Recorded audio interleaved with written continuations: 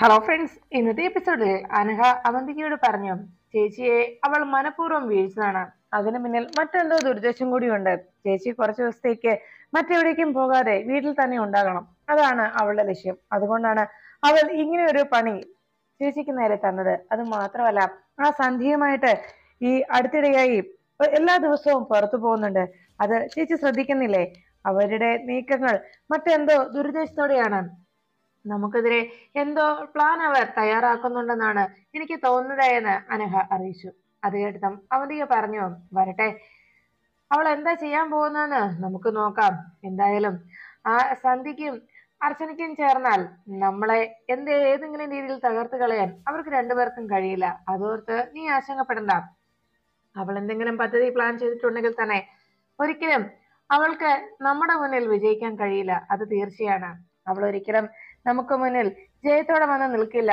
എനിക്കത് ഉറപ്പാണ് എന്ന് അവന്തിക അനഘയോട് അറിയിച്ചു. അത് കേട്ടതും അനഘ അതെല്ലാം കേട്ടതിന് ശേഷം അവന്തികയോട് ആശങ്കയോടെ പറഞ്ഞു, ഇനി എന്തെങ്കിലും പുതിയ പണി അവൾ നമുക്കായി കരുതി വെച്ചിട്ടുണ്ടാകുമോ?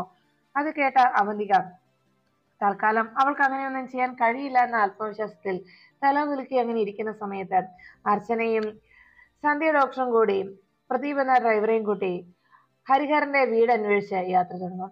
പോകുന്ന വഴിക്ക് പ്രദീപിനോട് അർച്ചന പറഞ്ഞു, പ്രദീപെ, നമ്മൾ എവിടേക്കാ പോകുന്നതെന്നോ നമ്മൾ ആരെയാ കാണാൻ പോകുന്നതെന്നോ എന്താ അവിടെ പോയി സംഭവിച്ചതെന്നോ ആരോടും ഒരു കാരണവശാലും പ്രദീപ് പറഞ്ഞേക്കരുത്.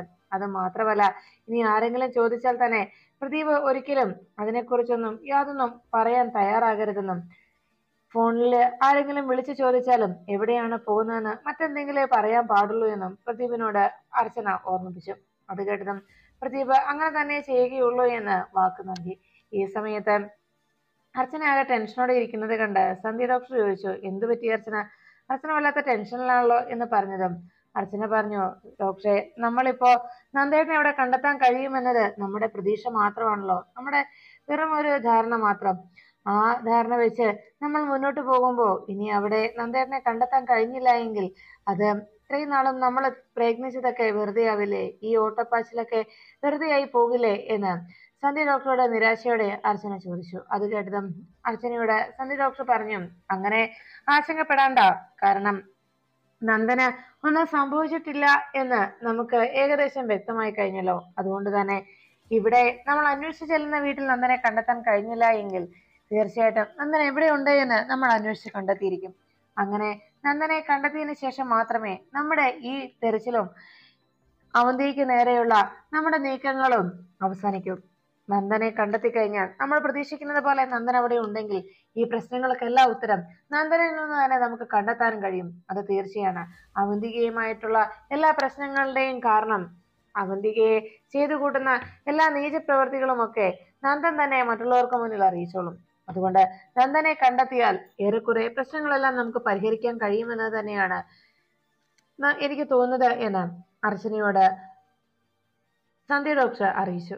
അത് കേട്ടതും അർച്ചന പറഞ്ഞു, ശരിയാണ്, ഡോക്ടർ പറഞ്ഞത് സത്യം തന്നെയാണ്. അങ്ങനെ ആയിത്തീരട്ടെ എന്ന് നമുക്ക് പ്രാർത്ഥിക്കാമല്ലേ ഡോക്ടർ എന്ന് അർച്ചന പറയുമ്പോൾ സന്ധ്യ ഡോക്ടർ പറഞ്ഞു, അതെ, എല്ലാം പോസിറ്റീവായിട്ട് ചിന്തിക്ക്, അതല്ലേ നല്ലത്.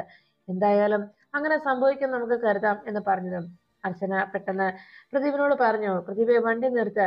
ഇന്നലെ നമ്മൾ അയാളുടെ കാറിനെ ഫോളോ ചെയ്ത് ഇവിടെ വരെയാണ് വന്നത്.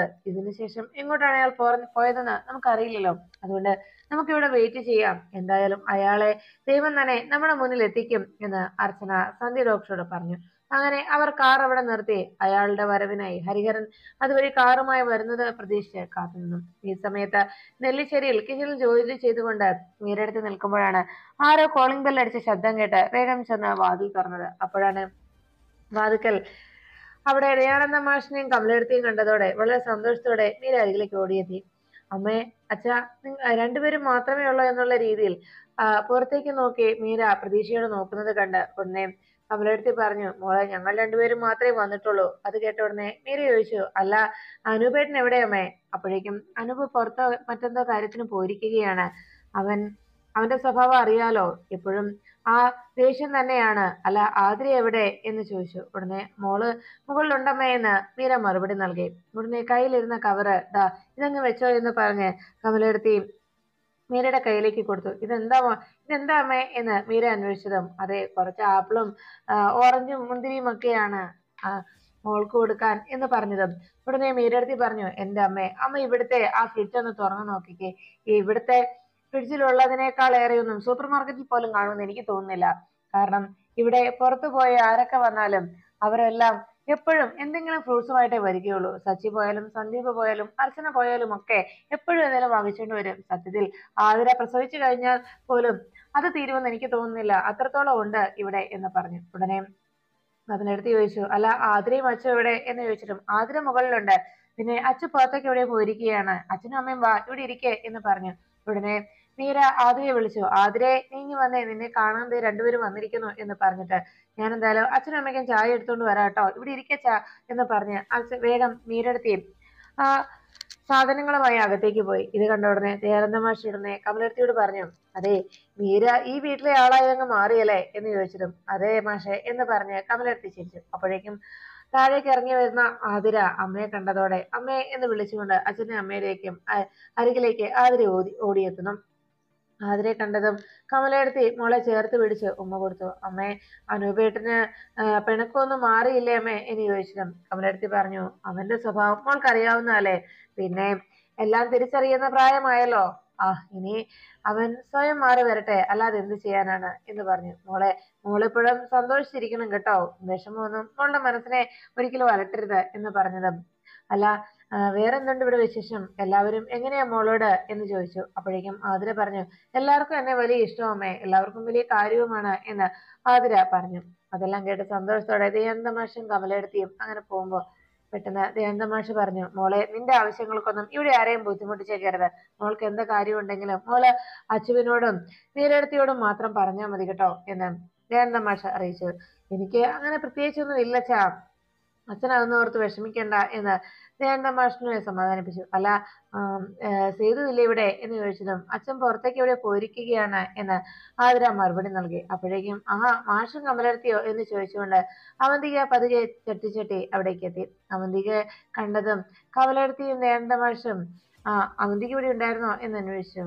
അല്ല എന്താ നിങ്ങൾ രണ്ടുപേരും മാത്രമേ വന്നുള്ളോ എന്ന് ചോദിച്ചതും അതെ ഞങ്ങള് അച്ഛനെ ആതിരെ ഒന്ന് കാണാൻ വേണ്ടി വന്നതാ, ഇപ്പൊ തന്നെ ഞങ്ങള് പോകും എന്ന് പറഞ്ഞതും ഞാനോടത്ത് ഇവിടെ താമസിക്കാനായിട്ട് വന്നതാണെന്ന്. ഇവിടെ ഇപ്പം അർച്ചനയും ആതിരയും ഈ വീട്ടിലുണ്ടല്ലോ, പോരാത്തതിന് ഇപ്പത്താ മീരയും ഇവിടേക്ക് വന്നു, ഇനി നിങ്ങൾ 3 പേരല്ലേ അവിടെ ബാക്കിയുള്ളൂ, അപ്പൊ ഞാനോർത്ത് നിങ്ങൾ ഇവിടെ താമസത്തിന് വന്നതായിരിക്കുമെന്ന്. അപ്പോഴേക്കും മീര വേഗം ചായമ്മ എവിടേക്ക് എത്തി, അവന്തികെ എന്ന് വിളിച്ചു. വേഗം അവന്തിക മീരയെ നോക്കിയതും അവന്തികയോട് പറഞ്ഞു, അവന്തികെ എന്നെ ആ കൂട്ടത്തിൽ കൂട്ടണ്ട കേട്ടോ, ഞാൻ കുറച്ചു ദിവസം കഴിയുമ്പോ ഇവിടുന്ന് പോകും. പിന്നെ ഈ നിൽക്കുന്നവള് ഇവളെ ഇവിടുന്ന് പറഞ്ഞയക്കാൻ ആര് ശ്രമിച്ചാലും ആരാഗ്രഹിച്ചാലും അതിട്ട് നടക്കാനും പോകുന്നില്ല. പിന്നെ അച്ഛന്റെ കാര്യം എന്നൊക്കെ പറഞ്ഞതും അനഘ പറഞ്ഞു, അതെ അല്ലേലും അങ്ങനെയാണല്ലോ, ഇവിടെ ഏത് രീതിയിലാണ് ഇവർ രണ്ടുപേരും വന്ന് കയറുന്നത് ഞങ്ങൾക്കറിയാമല്ലോ, പിന്നെ നിങ്ങൾ ഇവിടെ നിൽക്കണമെന്ന് ഞങ്ങൾക്കൊട്ടും യാതൊരു ആഗ്രഹവുമില്ല എന്ന് പറഞ്ഞപ്പോ അനഘയോട് മീരടുത്ത് പറഞ്ഞു, അതെ നീ ഇവിടെ നിൽക്കുന്നതിനേക്കാളും അവകാശം അതേ അവകാശം തന്നെ എനിക്ക് ഈ വീട്ടിലുള്ളൂ, നമ്മൾ രണ്ടുപേരും ഒരുപോലെ തന്നെയാണല്ലോ എന്ന് അറിയിച്ചു.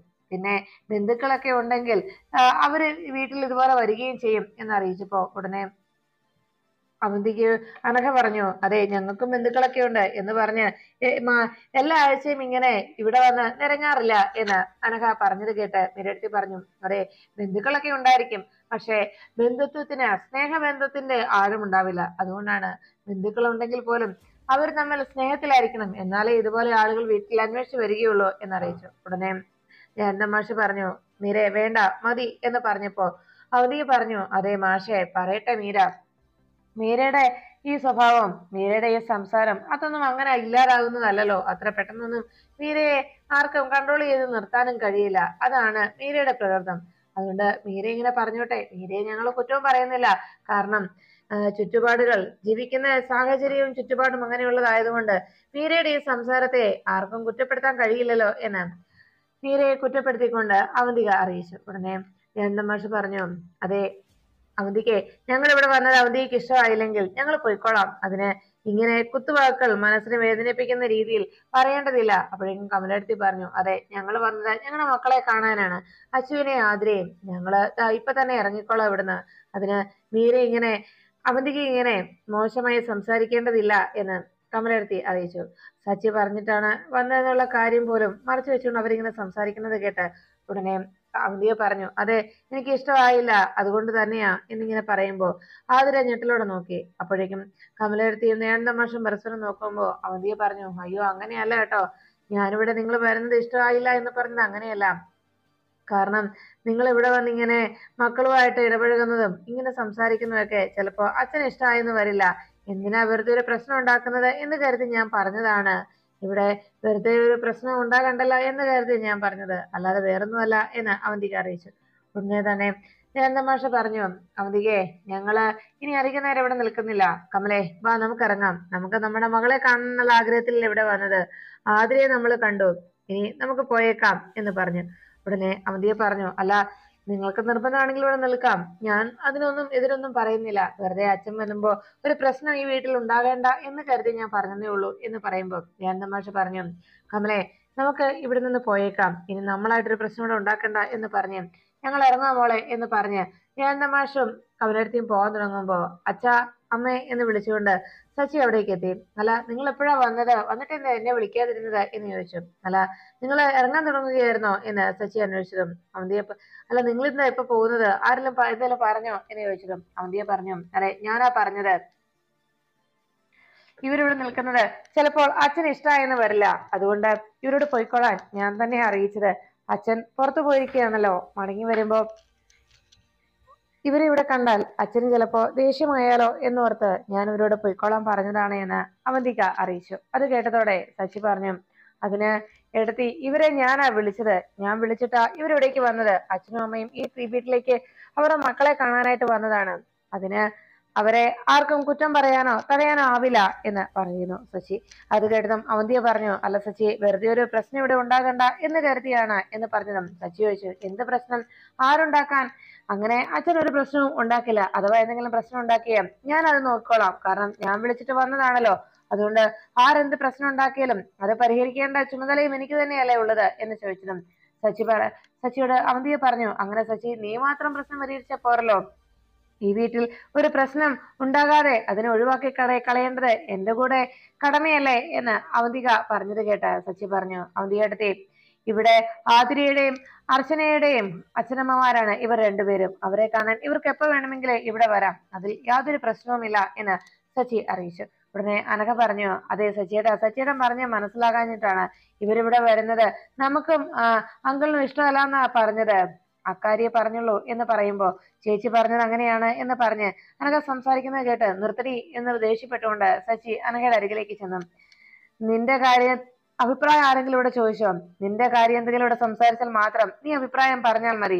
അല്ലാതെ ഈ വീട്ടിൽ നീ ആരാ ഇവരിവിടെ വരരുതെന്ന് പറയാനായിട്ട്? ഇവരെ എന്റെ കൂടി അച്ഛനമ്മമാരാണ്. അതുകൊണ്ട് ഇവർ ഈ വീട്ടിൽ വരുന്നത് തടയാൻ നിനക്കെന്നല്ല ആർക്കും അധികാരമില്ല, ആർക്കും തന്നെ. പിന്നെ ഈ വീട്ടിൽ ഇവർ വരും, ഇനി അഥവാ ഇവിടെ താമസിക്കുകയും ചെയ്യും. അവര് എത്ര ദിവസം വേണമെങ്കിലും താമസിച്ചാലും അവരെ ഇവിടെ നിന്ന് പറഞ്ഞയക്കാനും ആരും ശ്രമിക്കേണ്ടതില്ല. അതിനുള്ള അവകാശവും അധികാരവും ഇവിടെ ആർക്കും ഇല്ല എന്നാ ഞാൻ പറഞ്ഞത്. ഇനി നിന്റെ കാര്യങ്ങൾ എന്തെങ്കിലും സംസാരിക്കുമ്പോൾ നീ അഭിപ്രായം പറഞ്ഞാൽ മതി, കയറി പൊടി ഇവിടുന്ന് എന്ന് പറഞ്ഞ് അനഘയോട് സച്ചി ദേഷ്യപ്പെട്ടു. അനഘ വീണ്ടും വിഷമത്തോടെ അവന്തിയെ നോക്കുന്നത് കണ്ട് സച്ചി പറഞ്ഞു, കയറി പോകാൻ അതിനോട് പറഞ്ഞത്. അപ്പോഴേക്കും അനഘ ഒന്നും മിണ്ടാതെ അവിടുന്ന് റൂമിലേക്ക് പോയി. വേഗം സച്ചി അവന്തികയുടെ നേരെ തിരിഞ്ഞിട്ട് പറഞ്ഞു, ഏടത്തിക്ക് എല്ലാ ബഹുമാനവും നൽകിക്കൊണ്ട് ഞാൻ പറയുകയാണ്, ഞാൻ ക്ഷണിച്ചിട്ട് വന്ന ആളുകളെ ഇവിടെ നിന്ന് അനാവശ്യമായി അവരെ വേദനിപ്പിച്ച് പറഞ്ഞയക്കാനുള്ള അധികാരവും അവകാശവും ഞാൻ ആർക്കും കൊടുത്തിട്ടില്ല. ഏടത്തിയോടുള്ള എല്ലാ ബഹുമാനം വെച്ച് തന്നെ ഞാൻ ഈ പറയുന്നത്. അതുകൊണ്ട് തന്നെ ഞാൻ വിളിച്ചു വരുത്തുന്നവർക്ക് നേരെ എന്തെങ്കിലും പ്രശ്നം ഉണ്ടായാൽ, ആരെങ്കിലും എന്തെങ്കിലും പറഞ്ഞാൽ അത് ഞാൻ കൈകാര്യം ചെയ്തോളാം, ഞാൻ നോക്കിക്കോളാം അക്കാര്യം എന്ന് സച്ചി അറിയിച്ചു. അതിനുശേഷം ധ്യാന മാഷിന്റെയും കമലത്തിന്റെ അരികിലേക്ക് എത്തിയ സച്ചി പറഞ്ഞു, അച്ഛാ, അമ്മേ, നിങ്ങൾ രണ്ടുപേരും വന്നത് നിങ്ങളുടെ മക്കളെ കാണാനല്ലേ? ആതിരയെ കണ്ടു, അർച്ചന പുറത്തു പോയിരിക്കുകയാണ്. അർച്ചന മടങ്ങി വന്നതിന് ശേഷം അർച്ചനയെ കണ്ടിട്ട് പോയാൽ മതി. ഇനി അഥവാ ഇന്ന് പോണെന്നും യാതൊരു നിർബന്ധവും ഇല്ല. അത് ഞാൻ പറഞ്ഞതേ ഉള്ളൂ. എന്തായാലും ഇപ്പൊ ഇവിടെ ആരും പോകേണ്ടതില്ല എന്ന് സച്ചി അറിയിച്ചു. ഇതിന്റെ പേരിൽ എന്ത് പ്രശ്നം ഇവിടെ ഉണ്ടായാലും, ഇനി അതല്ല ആര് വന്ന് എന്ത് ചോദിച്ചാലും ഞാൻ വിളിച്ചിട്ടാ വന്നതെന്ന് പറഞ്ഞാൽ മതി. അതിന്റെ പേരിൽ ഉണ്ടാകുന്ന പ്രശ്നം ഞാൻ നേരിട്ടോളാം എന്ന് സച്ചി ഇരുവരോടും അറിയിച്ചു. അങ്ങനെ പറഞ്ഞുകൊണ്ട് സച്ചി പുറത്തേക്ക് പോയി. അർച്ചനയെ സച്ചി സപ്പോർട്ട് ചെയ്യുന്ന പോലെ നിരന്ത മാഷിനെയും കമലെടുത്തിയോടും അവിടുന്ന് പോകണ്ടായെന്നും അവരെ അപമാനിക്കാൻ ശ്രമിച്ച അവന്തികയ്ക്കും അനഹയ്ക്കും അടി കൊടുക്കുന്ന രീതിയിലുള്ള സച്ചിയുടെ മറുപടി കേട്ട് അവന്തിക ഒന്നും മിണ്ടാതെ നാണം കെട്ട് തല കുനിച്ചങ്ങനെ നിന്നു. ഈ സമയത്ത് മീരയെടുത്തി സച്ചി ഇങ്ങനെ പറഞ്ഞതിന് മറുപടിയിൽ വലിയ സന്തോഷത്തോടെ മീരയെടുത്തി അവന്തികയെ നോക്കി. അപ്പോഴാണ് അനൂപ് പുറത്ത് ആരെയോ വളരെ പ്രതീക്ഷയോടെ കാത്തു നിന്നു. അപ്പോഴേക്കും അനൂപിന്റെ വണ്ടിക്കരികിലേക്ക് ഒരു കാർ വന്നു. കാർ തുറന്ന് അതിൽ നിന്ന് മുമ്പ് അനൂപ് പണം വാങ്ങിച്ചിരുന്ന ആ പലിശയ്ക്ക് പണം കൊടുത്തുകൊണ്ടിരുന്ന ധനപാലൻ വന്നിറങ്ങി. എന്താ അനൂപിനെ അന്വേഷിച്ചത് എന്ന് ചോദിച്ചിട്ടും അനൂപ് പറഞ്ഞു, അത് പിന്നെ ചേട്ടാ, എനിക്കിപ്പോ അത്യാവശ്യമായിട്ട് കുറച്ച് പണം ആവശ്യമുണ്ട്. അന്ന് ഞാൻ പണം വാങ്ങിച്ചിട്ട് കൃത്യസമയത്ത് പലിശയും മുതലും തന്നില്ല, അത് ശരി തന്നെയാണ്. പക്ഷെ ഇനി ഞാൻ കൃത്യസമയത്ത് അത് രണ്ടും തന്നോളാം. എന്തായാലും എനിക്ക് അന്ന് അങ്ങനെ സംഭവിച്ചതിൽ ചേട്ടൻ എന്നോട് ക്ഷമിക്കണം എന്ന് പറഞ്ഞതും ധനപാലൻ പറഞ്ഞു, അതെ അനൂപ് എന്നോട് ക്ഷമ ചോദിക്കേണ്ട കാര്യമൊന്നുമില്ല. അനൂപിന് എത്ര പണം വേണമെങ്കിലും തരുന്നതിലും എനിക്ക് യാതൊരു വിരോധവും മടിയോ ഒന്നും തന്നെ ഇല്ല. എനിക്കതിൽ സന്തോഷമേ ഉള്ളൂ. കാരണം അനൂപ് നെല്ലിശ്ശേരിയിലെ നെല്ലിശ്ശേരിക്കാരുടെ ബന്ധുവാണല്ലോ, അതുകൊണ്ട് തന്നെ എന്ന് പറഞ്ഞു. പക്ഷെ ഇപ്പോ എന്റെ കയ്യിൽ അനൂപ് പറഞ്ഞതുപോലെ തരാനായിട്ട് പണമില്ല എന്നതാണ് സത്യം എന്ന് പറഞ്ഞു. അപ്പോഴേക്കും അനൂപ് പറഞ്ഞു, അല്ല, എനിക്ക് വളരെ ആയതുകൊണ്ടാണ് ചേട്ടനെ ഞാൻ വിളിച്ചത് എന്ന് പറഞ്ഞു. അത് കേട്ടതും ഉടനെ ധനപാലൻ പറഞ്ഞു, അങ്ങനെയാണെങ്കിലേ അനൂപ് ഒരു കാര്യം ചെയ്യാം, ഞാൻ എന്റെ ഐഡിയ പറഞ്ഞു തരാം. അനൂപിന്റെ അളിയനോട് തന്നെ ചോദിക്ക്. നെല്ലിശ്ശേരിയിലെ അയാളോട് ചോദിച്ചു കഴിഞ്ഞാൽ അനൂപിന് എത്ര വേണമെങ്കിലും പണം തരുമല്ലോ എന്ന് പറഞ്ഞതും അനൂപ് പറഞ്ഞു, അതൊന്നും ശരിയാവില്ല. അവരെ ഒന്നും എനിക്ക് ബുദ്ധിമുട്ടിക്കുന്ന അത്ര ശരിയുള്ള ഇഷ്ടമുള്ള കാര്യമല്ല. അത് മാത്രമല്ല, അവനുമായിട്ട് ഞാൻ ഈയിടെയായിട്ട് അത്ര നല്ല സ്വരച്ചേർച്ചയിലല്ല എന്ന് പറഞ്ഞു. അത് കേട്ടതും ധനപാലൻ പറഞ്ഞു, എന്റെ അനൂപേ, ഞാനൊരു കാര്യം പറയട്ടെ. ഇതുപോലൊരു അളിയൻ അനൂപിനുണ്ടെങ്കിൽ പിന്നെ എന്തിനാ അനൂപ് സങ്കടപ്പെടുന്നത്? അതെ, അന്ന് അനൂപിന്റെ കയ്യിൽ നിന്ന് ആ പണം ഞാൻ വാങ്ങിച്ചത് അന്ന് ആ വലിയ കടം, അത്രയും വലിയ തുക എനിക്ക് തന്ന് ആ കടം വീട്ടിയില്ലേ, അതാരെന്നറിയാവോ എന്ന് ചോദിച്ചത് ഉടനെ അനൂപ് പറഞ്ഞു, അത് ആരാണെന്ന് എന്നോട് ചേട്ടൻ പറഞ്ഞില്ലല്ലോ. പിന്നീട് അന്വേഷിച്ചപ്പോഴാണ് അറിഞ്ഞത് അത് അവന്തികയാണെന്ന് എന്ന് പറഞ്ഞതും അവന്തികയോ, അവന്തിക എന്ന് ധനപാലൻ അന്വേഷിച്ചു. എന്റെ അനൂപേ, ഒരു അവന്തികയുമല്ല. അന്ന് ആ പണം എനിക്ക് തന്നത് വേറെ ആരുമല്ല, അനൂപിന്റെ സ്വന്തം അളിയൻ തന്നെയാ എനിക്ക് തന്നത്. ആ സച്ചി സാറ്, നെല്ലിശ്ശേരിയിലെ സച്ചി സാറാണ് എന്റെ കയ്യിൽ ആ പണം തന്നത്. ഇക്കാര്യം ആരോടും പറയരുതെന്നും പ്രത്യേകിച്ച് നിങ്ങളോട് ആരോടും ഇക്കാര്യം അറിയിക്കരുതെന്നും എന്നോട് സാറ് പ്രത്യേകം പറഞ്ഞിരുന്നു. അപ്പോൾ ഞാനോർത്ത് അക്കാര്യം സാറിന് തന്നെ നിങ്ങളോട് പറയാൻ വേണ്ടിയാണ് എന്നെ അത് പറയരുതെന്ന് പറഞ്ഞ് താക്കീത് ചെയ്തെന്നാണ്. ഇത്രയും നാളായിട്ടും സാർ അക്കാര്യം അനൂപിനോട് പറഞ്ഞില്ലേ? എന്നാലേ അനൂപ് ഒരു കാര്യം മനസ്സിലാക്കണം. ഇന്നത്തെ കാലത്ത് ചെയ്യാത്ത സഹായം ചെയ്തു എന്ന് പറഞ്ഞ് നടക്കാനായി, മീൻ പഠിച്ച് നടക്കാനായി ആഗ്രഹിക്കുന്നവരാണ് നമ്മുടെ ചുറ്റുപാടുമുള്ള ആളുകൾ. എന്നാൽ ഇത്രയും വലിയൊരു തുക തന്നെ സഹായിച്ചിട്ടും അത് ഇതുവരെയായിട്ടും തന്നോട് പറഞ്ഞിട്ടില്ലെങ്കിൽ അയാളെ പോലെ ഒരു അളിയൻ തനിക്ക് കിട്ടിയത് മഹാഭാഗ്യം തന്നെയാണ്. ഒരു കാര്യം ഞാൻ പറയാം, ഇങ്ങനെ ഒരു അളിയൻ ഒപ്പം ഉണ്ടെങ്കിൽ അനൂപ് അയാളുമായിട്ട് എന്തെങ്കിലും പ്രശ്നം ഉണ്ടാക്കിയെങ്കിൽ, ഏതെങ്കിലും വിധേന അയാളുമായിട്ട് ആ ബന്ധം മുറിഞ്ഞു പോകുന്ന രീതിയിൽ പെരുമാറേണ്ടി വന്നിട്ടുണ്ടെങ്കിൽ അതെല്ലാം ഉടനെ തന്നെ പറഞ്ഞ് അവസാനിപ്പിക്കണം. അയാളുമായി മുഷിയാനിടയായ കാര്യം എന്താണെങ്കിലും അത് പറഞ്ഞ് ഒത്തുതീർപ്പാക്കുന്നതാണ് അനൂപിന് നല്ലത്. കാരണം ഇത്രയും നല്ലൊരു അളിയനൊപ്പമുള്ളത് അനൂപിനെ സംബന്ധിച്ച്, അല്ലെങ്കിൽ അനൂപിനേക്കാൾ ഏറെ ഇതുപോലൊരു അളിയൻ ആർക്കും കൂടെ ഉണ്ടാവുന്നത് എന്തൊരു സഹായമാണെന്ന് അറിയാവോ? അതുകൊണ്ട് സച്ചി സാറിനെ പോലെ ഒരു അളിയനെ ഒരിക്കലും കൈവിട്ട് കളയരുത് എന്ന് ധനപാലൻ അനൂപിനോട് അറിയിച്ചു. അത് കേട്ടതും അനൂപ് ആകെ വിഷമത്തോടെ നിന്നു. ഉടനെ ഇത്രയും നാളും താൻ സച്ചിയെ തെറ്റിദ്ധരിച്ചല്ല എന്ന കുറ്റബോധമായിരുന്നു അനൂപിന്റെ മനസ്സിൽ. ഉടനെ ധനപാലൻ പറഞ്ഞു, നിങ്ങൾക്കിടയിലുള്ള പ്രശ്നം എന്താണെന്നൊന്നും എനിക്കറിയില്ല, പക്ഷെ അതെന്തായാലും ഉടനെ ഒത്തുതീർപ്പാക്കുന്നതായിരിക്കും അനൂപെ നല്ലത് എന്ന് പറഞ്ഞ് ആ അളിയനെ ഒരു കാരണവശാലും കൈവിട്ട് കളയല്ലേ എന്ന് പറഞ്ഞുകൊണ്ട് ധനപാലൻ വേഗം വണ്ടിയും എടുത്ത് അവിടെ നിന്ന് പോയി. അനൂപ് അപ്പോഴേക്കും തന്നോട് ആ സത്യം മറച്ചു വെച്ചത് എന്ത് കാരണത്താലായിരിക്കുമെന്ന് സച്ചി തന്നോട് അങ്ങനെ ചെയ്ത് എന്തുകൊണ്ടാണെന്നും അനൂപിന് മനസ്സിലായി. അത് ഓർത്തുകൊണ്ട് സച്ചി തന്നെ ഇത്ര വലിയൊരു സഹായം തനിക്ക് ചെയ്തിട്ടും അക്കാര്യം പറയുകയോ അതിന്റെ ഒരു അഹങ്കാരമോ അധികാരമോ തന്നെ മേൽ കാണിക്കുകയോ ചെയ്യാതെ ആരോടും ഒന്നും പറയാതെ നിന്ന സച്ചിയുടെ ആ നല്ല മനസ്സിനെ കുറിച്ച് ഓർത്ത് അനൂപ് വല്ലാതെ വേദനിച്ചു. ഈ സമയത്ത് അർച്ചനയും സന്ധ്യ ഡോക്ടറും ഹരിഹരനെ അന്വേഷിച്ച് അങ്ങനെ പോയിട്ട് കുറെ നേരമായി വെയിറ്റ് ചെയ്തിട്ടും അയാളെ കുറിച്ച് യാതൊരു അറിവും കിട്ടാതായതോടെ ആകെ നിരാശയോടെ സന്ധ്യ ഡോക്ടർ പറഞ്ഞു, നമുക്കൊന്ന് അന്വേഷിച്ച് പോയാലോ? ഇനിയും ഇവിടെ ഇങ്ങനെ കാത്തു നിന്നിട്ട് കാര്യമുണ്ടെന്ന് തോന്നില്ല, നമുക്ക് കുറച്ചുകൂടി ഒന്ന് മുന്നോട്ട് പോയി നോക്കിയാലോ എന്ന് പറഞ്ഞതും അർച്ചന പറഞ്ഞു, എവിടെയാണെന്ന് വെച്ചാ ഡോക്ടറെ, നമ്മള് അന്വേഷിച്ചു പോവുക, ഒരു സ്ഥലവും നമുക്ക് കണ്ടെത്താൻ കഴിയാതെ എങ്ങനെ പോവുക എന്ന് ചോദിച്ചതും പെട്ടെന്ന് അതിലെ ഒരു കാറ് വരുന്നത് അവർ കണ്ടു. ഉടനെ അർച്ചന പറഞ്ഞു, അല്ല ഡോക്ടറെ, നമ്മൾ നോക്കിയ കാറല്ലേ അത്? ഇന്നലെ നമ്മൾ ഫോളോ ചെയ്ത കാർ തന്നെയല്ലേ പോകുന്നത്?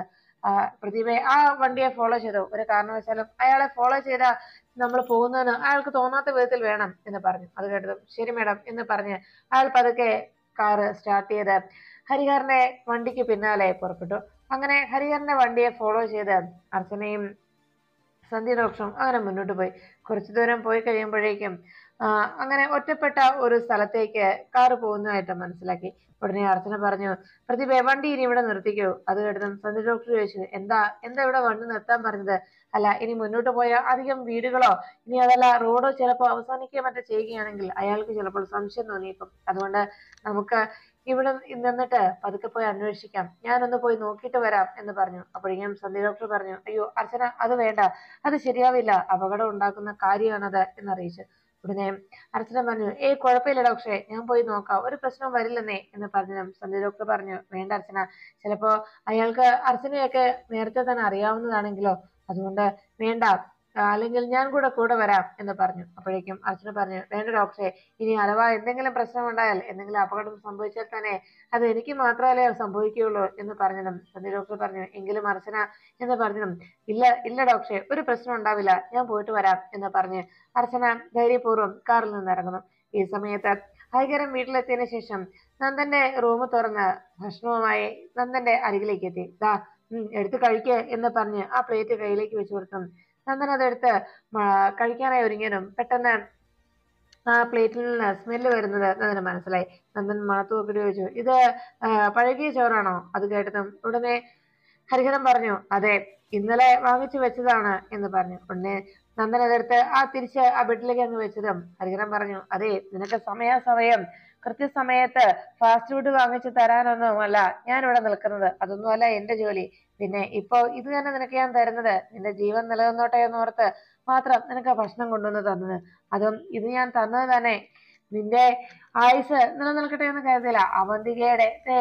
അവന്തികയുടെ ഈ കരുണ, ഈ അനുകമ്പ എപ്പോ അവസാനിക്കുന്നോ അന്ന് നിനക്ക് തരാൻ പോകുന്നത് ഒരു ഉരുള ചോറ് മാത്രമായിരിക്കും. ആ ചോറ് കഴിക്കുന്നതോടെ എന്നേക്കുമായി നിനക്ക് ഇവിടെ നിന്ന് യാത്ര പറയാൻ കഴിയും. നിന്റെ ഇവിടുത്തെ ഈ വാസവും ഈ തടങ്കലിലുള്ള ജീവിതവും അതോടെ അവസാനിക്കും എന്ന് ഹരിഹരൻ പറഞ്ഞു. ഈ സമയത്ത് ഹരിഹരന്റെ വീട് ലക്ഷ്യം വെച്ച് കൃത്യമായി അവിടേക്ക് അർച്ചന എത്തിച്ചേരുന്നു. അർച്ചന വാതിൽ മുട്ടാനായി കൈ ഉയർത്തിയതും അത് ശരിയായ കാര്യമല്ല എന്ന് മനസ്സിലാക്കി അർച്ചന പതുക്കെ മറ്റെന്തോ ആലോചിച്ചതുപോലെ അവിടെ നിന്ന് പതുക്കെ പിന്നിലേക്ക് മാറുന്നു.